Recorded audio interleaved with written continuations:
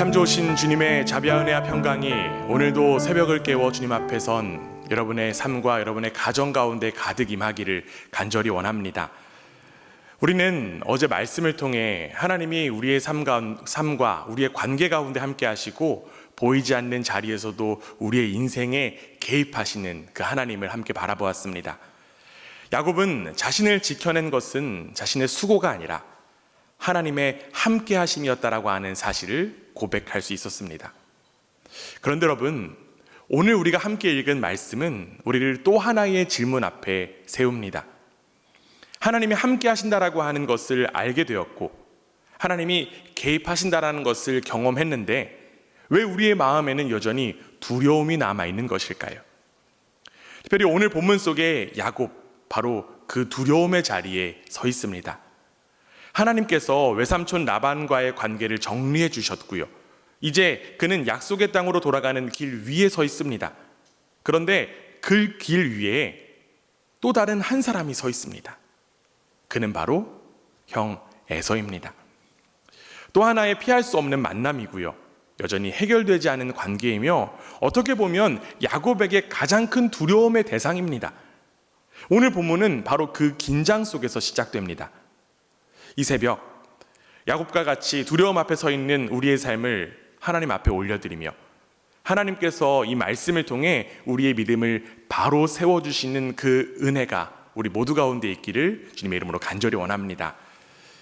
먼저 야곱은 길을 가던 중에 하나님의 사자를 만나는 사건을 경험합니다. 오늘 우리가 함께 읽은 말씀 1절과 2절 말씀인데요, 우리 함께 읽습니다. 시작.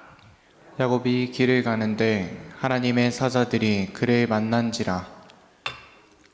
이어서 2절입니다. 야곱이 그들을 볼 때에 이르기를 이는 하나님의 군대라 하고 그 땅 이름을 마하나임이라 하였더라. 아멘. 성경은 지금 이 장면을 매우 짧게 기록하고 있지만 이 두 절에는 깊은 의미가 담겨 있습니다. 특별히 2절에 보면 마하나임이라고 하는 표현이 나오는데요, 이 표현은 두 진영이라고 하는 의미입니다. 이 두 진영이라고 하는 의미의 마하나임은 우리가 보고 있는 현실이 전부가 아니라고 하는 사실을 우리 가운데 알려줍니다. 야곱의 삶은 눈에 보이는 세계 속에만 놓여 있는 것이 아니라 보이지 않는 하나님의 군대, 즉 하나님의 보호하심과 하나님의 다스림 아래에 있었습니다. 하나님은 이미 그의 삶을 둘러싸고 계셨고요, 그의 걸음을 알고 계셨으며 그의 길 가운데에 함께하고 계셨습니다. 여러분, 이것이 바로 하나님 나라의 실제입니다. 우리의 삶도 이와 다르지 않습니다. 우리가 눈으로 보고 경험하는 이 현실의 세계가 분명히 존재하지만 동시에 눈에 보이지 않지만 분명히 역사하고 계시는 하나님 나라가 함께 존재합니다. 하나님의 다스리심은 멀리 있는 것이 아니라 지금 이 순간 우리의 삶 위에도 이루어지고 있는 줄 믿습니다. 그런데 문제는 이 두 세계 가운데 무엇을 더 크게 바라보느냐에 따라서 우리의 마음과 우리의 삶이 달라진다라고 하는 것에 있습니다. 야곱은 그 선택의 자리 앞에 서게 된 것입니다. 하나님의 군대를 보았지만 이어서 들려오는 소식은 그 두려움의 대상인 형 에서가 군사 400명을 거느리고 온다는 소식이었습니다. 그리고 그 순간 성경은 야곱의 상태를 이렇게 기록합니다. 오늘 우리가 함께 읽은 말씀 7절인데요, 우리 함께 읽습니다. 시작.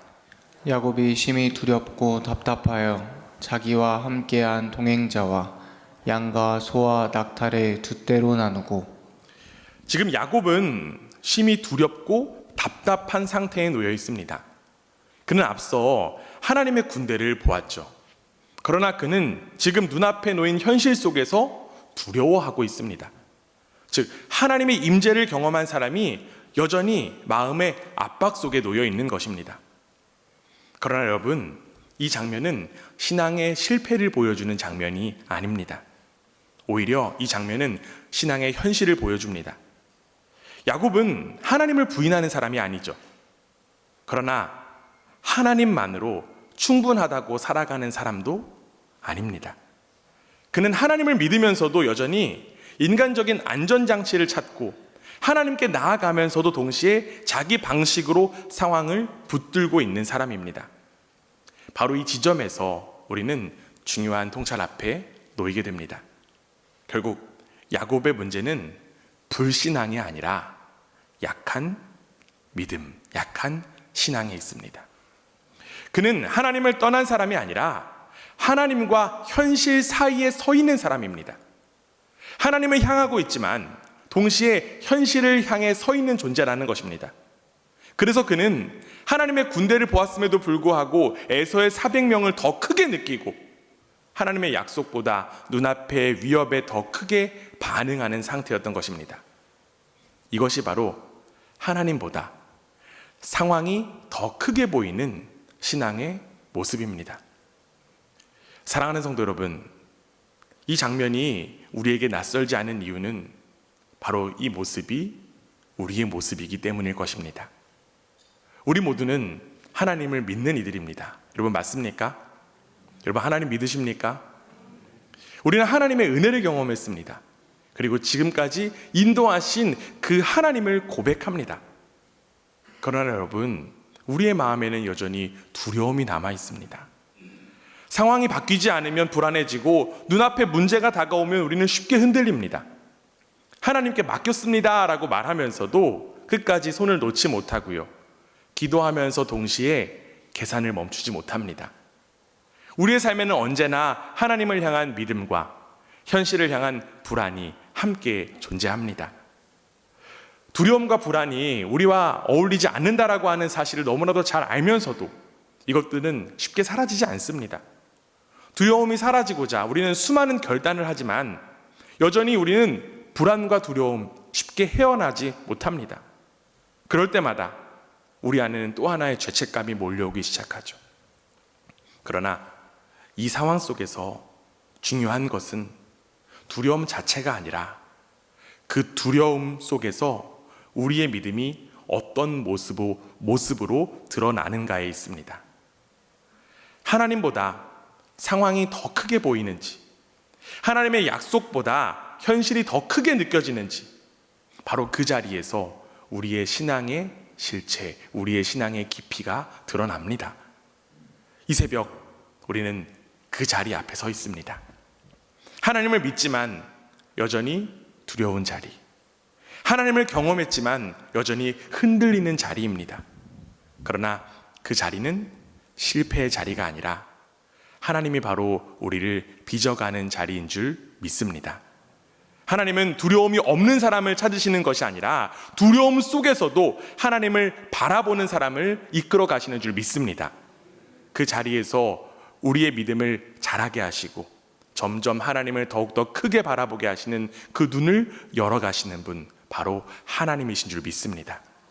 그러므로 이 새벽, 이 두려움 속에서도 하나님을 바라보는 믿음이 우리 가운데 더욱더 깊어지기를 간절히 원합니다. 상황보다 하나님을 더 크게 보는 눈이 열리게 되기를 원합니다. 약한 신앙에서 하나님만을 의지하는 믿음으로 자라가는 그 은혜가 오늘 이 시간 저 여러분 가운데에 이루어지기를 주님의 이름으로 간절히 원합니다. 이제 야곱은 두려움 속에서 하나님을 바라보고 기도하기 시작합니다. 상황은 달라지지 않았습니다. 에서는 여전히 다가오고 있고요. 위협은 그대로입니다. 그러나 동일한 그 자리에서 야곱의 시선이 바뀌기 시작합니다. 두려움에 사로잡혀 있었던 사람이 이제 하나님을 향해서 고개를 들기 시작하는 거예요. 여러분, 이것이 바로 기도의 시작입니다. 기도는 상황이 바뀐 후에 시작되는 것이 아니라 상황이 그대로인 자리에서 시선이 하나님께로 향할 때 시작됩니다. 저에게도 그러한 순간들이 있었습니다. 어떠한 특별한 사건이라기보다는요, 기도하고 나왔는데도 마음이 그대로일 때가 있었습니다.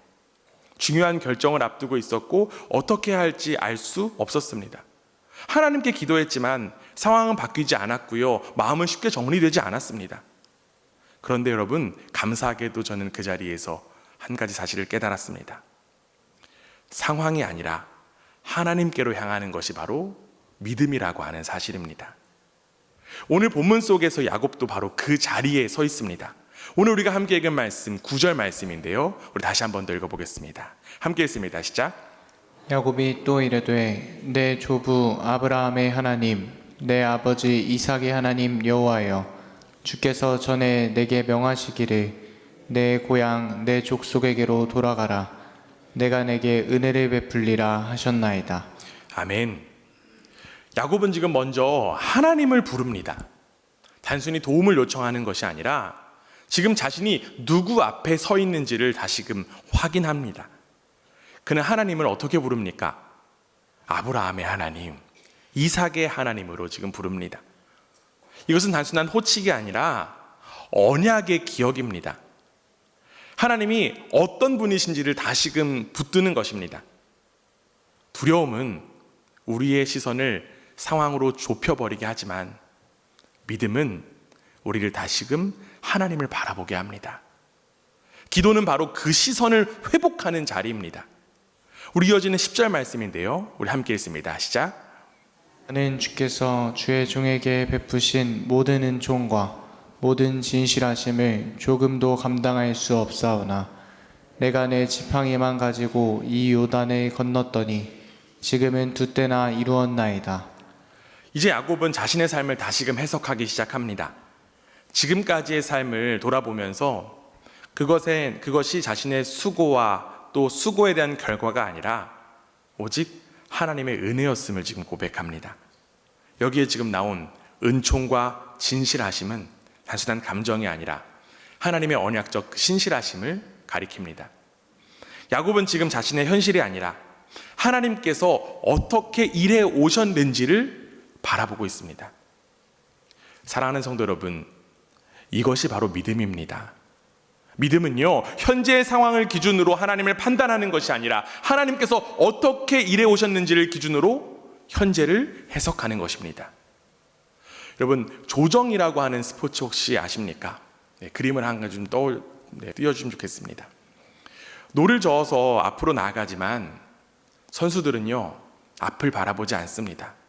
몸을 돌려서 뒤를 바라보며 앞으로 나아갑니다. 우리의 신앙도 이와 비슷한 것 같습니다. 우리는 앞에 있는 상황만을 바라보며 살아가는 사람이 아니라 하나님께서 지나온 길 가운데에 어떻게 역사하셨는지를 바라보며 앞으로 나아가는 사람입니다. 야곱이 지금 그렇게 하고 있습니다. 그래서 그는 지금 두려움을 숨기지 않고 하나님께로 나아갈 수 있는 것입니다. 우리 이어지는 11절 말씀인데요. 우리 함께 읽습니다. 시작. 내가 주께 간구하오니 내 형의 손에서 에서의 손에서 나를 건져내시옵소서. 내가 그를 두려워함은 그가 와서 나와 내 처자들을 칠까 겁이 나기 때문이니이다. 지금 여기서 내가 그를 두려워함은 이라고 하는 이 표현은 지금 야곱이 있는 모습 그대로 하나님 앞에 서 있음을 드러냅니다. 그는 두려움을 감추지도 포장하지도 않습니다. 이처럼 믿음은요, 강한 척하는 것이 아니라 하나님 앞에 진실해지는 것입니다. 두려움이 사라져야 하나님께 나아가는 것이 아니라 그 두려움 가지고 하나님께 나아가는 것이 바로 믿음입니다. 그 자리에서 우리의 마음이 하나님 앞에 열리게 됩니다. 이제 야곱은 마지막으로 하나님의 약속을 붙듭니다. 우리 이어지는 12절 말씀인데요. 함께 읽습니다. 시작. 주께서 말씀하시기를 내가 반드시 내게 은혜를 베풀어 내 씨로 바다에 셀 수 없는 모래와 같이 많게 하리라 하셨나이다. 아멘. 야곱은 지금 자신의 가능성을 붙드는 것이 아니라 하나님의 말씀을 붙듭니다. 여러분, 이것이 바로 기도의 중심입니다. 기도는 문제를 해결하는 방법이 아니라 하나님의 약속 위에 자신을 다시금 세우는 행위입니다. 두려움 속에서 무너졌던 시선이 다시금 하나님께로 돌아오고 흔들렸던 마음이 다시금 말씀 위에 서게 됩니다. 이때 비로소 사람은 상황에 끌려가는 존재가 아니라 하나님께 붙들린 존재로 서게 됩니다. 사랑하는 성도 여러분, 이처럼 믿음은 두려움이 사라진 상태가 아니라 방향이 바뀐 상태입니다. 여전히 두렵지만 하나님께로 향하는 것, 여전히 흔들리지만 말씀 위에 서려는 것, 그것이 바로 믿음입니다. 이 새벽 우리의 마음에도 두려움이 있습니다. 그러나 우리는 그 두려움을 붙드는 것이 아니라 그 두려움을 가지고 방향을 하나님께로 돌이켜야 합니다. 그 자리에서 하나님은 우리의 시선을 다시 세우시고 우리의 삶을 다시금 붙들게 하실 줄 믿습니다. 그러므로 이 새벽 두려움 속에서도 하나님께로 돌아서게 하시고 하나님의 약속을 붙들게 하시며 흔들리던 우리의 마음을 다시 세워주시는 그 주님의 은혜가 저 여러분 가운데 가득 임하기를 간절히 원합니다. 이제 야곱이 두려움을 가지고 하나님 앞에 나아갔기에 우리는 이제 야곱의 삶에 평안이 있고 만사 형통할 것이라고 기대하게 됩니다. 그러나 이어지는 야곱의 이야기는 우리의 기대와는 사뭇 다르게 진행됩니다. 야곱은 기도를 마친 후에 그 자리에 머물러 있지 않습니다. 그는 다시 움직이기 시작합니다. 어떻게 움직이는지 우리 이어지는 13절 말씀 함께 보겠습니다. 함께 읽습니다. 시작. 야곱이 거기서 밤을 지내고 그 소유 중에서 형 에서를 위하여 예물을 택하니. 야곱은 이제 수많은 가축을 여러 때로 나누어서 앞서 보내며 이제 또 이렇게 이야기합니다. 우리 이어지는 20절 말씀입니다. 함께 읽습니다. 시작. 또 너희는 말하기를 주의 종 야곱이 우리 뒤에 있다 하라 하니 이는 야곱이 말하기를 내가 내 앞에 보내는 예물로 형의 감정을 푼 후에 대면하면 형이 혹시 나를 받아주리라 함이었더라. 여기서 우리는 오늘 본문의 가장 깊은 긴장을 마주하게 됩니다. 야곱은 분명 기도했죠. 하나님을 부르고 자신의 삶을 돌아보고 하나님의 약속 붙들었습니다. 그런데 그 기도의 자리에서 돌아서자마자 그의 모습이 어떻습니까? 다시금 자기의 방식으로 상황을 붙들었습니다. 그러나 이 장면, 우리는 단순히 믿음이 부족하다라고 설명으로 끝낼 수 없습니다. 오히려 이 장면은 더 깊은 문제를 드러냅니다. 야곱은 하나님을 믿지 않는 사람이 아니라 하나님을 믿으면서도 동시에 자기 자신을 놓지 못하는 사람입니다. 그는 하나님께 나아갔지만 여전히 삶의 주도권까지 내어드리지 못했습니다. 그래서 야곱의 기도는 하나님을 향하고 있지만 그의 행동은 여전히 자신을 향하고 있는 것입니다. 여러분, 이것이 바로 신앙의 이중성입니다. 하나님께 의지하려고 하는 마음과 내가 나 스스로를 지키려고 하는 본능이 동시에 작동하고 있는 이 상태가 바로 신앙의 이중성입니다. 사랑하는 성도 여러분, 사실 우리의 모습도 이와 크게 다르지 않을 때가 많지 않습니까? 오늘 우리는 이 새벽에 하나님께 기도하러 모였습니다. 하나님의 도우심을 구하고 하나님의 약속을 붙듭니다. 그러나 동시에 우리는 여전히 계산하고 있습니다. 여전히 상황을 분석하고요, 대비하고 끝까지 내가 통제하려고 합니다. 겉으로는 하나님을 의지하는 것처럼 보이지만 실제로는 내 자신을 붙들고 살아가고 있습니다. 이것은 단순한 습관의 문제가 아니라 존재의 문제입니다. 우리는 하나님보다 우리 자신을 더욱더 깊이 신뢰하는 그 깊은 본성, 바로 죄인의 습성을 가지고 있기 때문입니다. 그렇기 때문에 하나님은 우리의 행동보다 더 깊은 곳을 다루기 시작하십니다. 하나님은 단순히 우리의 문제를 해결하시는 분이 아니라 문제를 붙들고 있는 우리 자신, 우리 존재를 다루시는 분이십니다. 결국 야곱에게 있어서 진짜 문제는 에서가 아니라 에서를 마주하기 전에 여전히 자신을 붙들고 있는 그의 내면이었습니다. 그래서 하나님은 그의 길을 바로 열어주시기보다 그를 더욱더 깊은 자리로 이끄십니다. 그의 계산이 무너지고 그의 힘이 내려놓아지는 그 자리로 인도하십니다. 이 새벽 우리는 이 말씀 앞에서 정직하게 서기 원합니다. 우리도 야곱처럼 기도했지만 여전히 나를 붙들고 있습니다. 하나님께 맡겼다라고 말하면서도 실제로 나의 손, 우리의 손 놓지 못하고 있습니다. 그러나 감사하게도 이러한 연약함과 부족함 끝이 아닙니다. 하나님은 여전히 나를 붙잡고 있는 우리를 절대로 포기하지 않으시는 분이십니다. 하나님은 우리가 붙들고 있는 손을 하나님께서 내려놓게 하시고요, 점점 하나님만을 의지하는 사람으로 친히 빚어가고 계시는 줄 믿습니다. 그러므로 이 새벽 붙들고 있는 우리의 손을 내려놓게 하시고 우리의 계산을 멈추게 하시며 하나님만을 의지하는 믿음으로 다시 서게 하시는 그 주님의 은혜가 저와 여러분 가운데 가득 임하기를 주님의 이름으로 간절히 원합니다.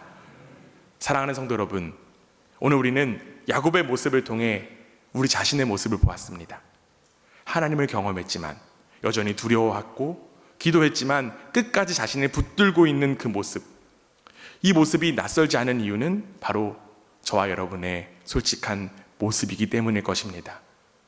그러나 성경은 그 자리에서 멈추지 않습니다. 결국 우리는 야곱과 같은 한계가 있기 때문에 우리의 소망은 우리 자신에게 있는 것이 아니라 다른 곳에 있습니다. 바로 이 모든 이야기는 결국 우리의 영원한 소망이신 예수 그리스도를 향해 나아가게 됩니다. 겟세마네 동산에서 예수님께서 이렇게 고백하십니다. 나의 원대로 마시옵고 아버지의 원대로 하옵소서. 이렇게 기도하시며 두려움의 자리에서 자신을 온전히 하나님 아버지께 맡기셨습니다. 우리는 여전히 붙들고 있지만 주님은 내려놓으셨고요. 우리는 흔들리지만 주님은 끝까지 순종하셨습니다. 그래서 우리의 소망은 우리의 믿음이 아니라 예수 그리스도께 있는 것입니다. 더 나아가 부활하신 주님께서는 두려움 가운데서 문을 닫고 숨어있는 제자들을 향해서 찾아오셔서 너희에게 평강이 있을 것이다, 평강이 있을지어다 라고 말씀하셨습니다. 주님은 상황을 먼저 바꾸신 것이 아니라 평강을 허락하셨습니다. 그 평강은 두려움이 사라진 후에 주어진 것이 아니라 두려움 한가운데 주어진 은혜입니다. 그러므로 오늘 우리 가운데 허락된, 두려움 속에 있는 우리 가운데 허락된 말씀은 바로 이 말씀인 줄 믿습니다. 요한 1서 4장 18절 말씀입니다. 우리 마지막으로 함께 읽습니다. 시작. 사랑 안에 두려움이 없고 온전한 사랑이 두려움을 내쫓나니 두려움에는 형벌이 있음이라. 두려워하는 자는 사랑 안에서 온전히 이루지 못하였느니라. 아멘. 사랑에는 두려움이 없습니다 라고 하는 이 말씀에서 사랑은 바로 예수 그리스도인 줄 믿습니다. 예수 그리스도의 십자가 부활을 통해 우리에게 임한 그 하나님의 사랑 안에서 우리는 더 이상 두려움에 붙들린 사람이 아니라 이제는 평강 안에서 살아가는 사람으로 이미 변화된 줄 믿습니다. 평강을 누릴 자격이 예수 그리스도 안에서 우리 모두 가운데 허락된 줄 믿습니다. 그러므로 이 새벽 두려움 속에서 하나님께 나아가게 하시고 붙들고 있는 우리의 손을 내려놓게 하시며 주님이 주시는 평강 안에서 다시 서게 하시는 그 크신 하나님의 사랑과 은혜가 저와 여러분의 삶 가운데 가득 임하기를 주님의 이름으로 축원합니다. 기도하겠습니다. 어려운 일 당할 때 나의 믿음 적으나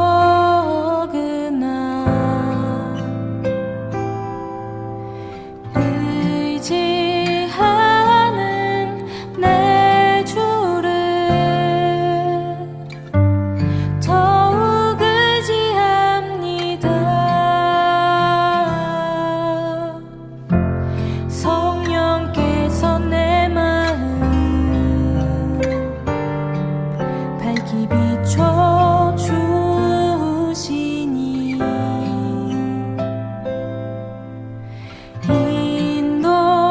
인도하심 따라서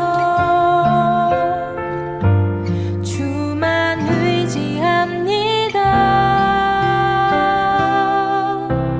세월이 지나갈수록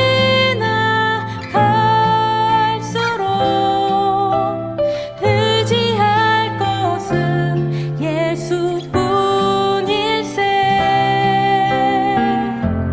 무슨 일을 만나도 예수 의지합니다. 밝을 때의 노래와